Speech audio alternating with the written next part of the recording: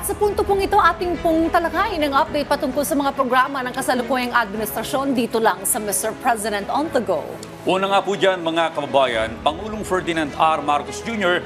nagbigay ng direktiba sa Department of Agriculture o DA na siguruhin na maipaparating ang lahat ng suporta sa mga magsasaka ngayong planting season. Ang sabi po ng ating Pangulo sa isang pagpupulong, kasama ang mga economic managers, dapat ay walang anumang delay sa implementasyon ng agri-support para sa ating mga kababayang magsasaka.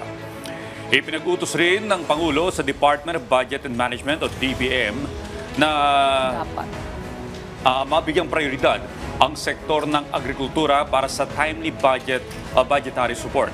Samantala, binigyan din ng DA na sa pamamagitan ng sapat na tulong sa fertilizers, yung mga quality seeds at technologies, kaya ng mga magsasaka na mapataas ang kanilang produksyon. Basta na may sapat na suporta, ay maiwasan yung delay sa seed and fertilizer distribution para on time ang pagtatanim at ma-optimize po yung harvest potential.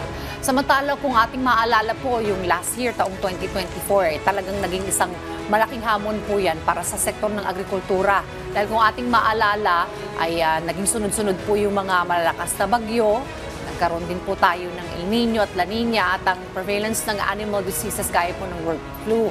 Well, billion of pesos ang halaga ng naging damage dahil po sa mga weather disturbances at yung ASF ay may impact pa rin gaya po ng lower income at hog output.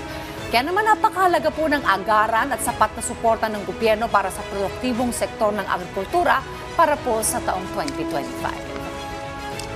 At yan po muna ang ating update patungkol sa mga programa ng kasalukuyang administrasyon hanggang sa susunod na Mr. President on the Go.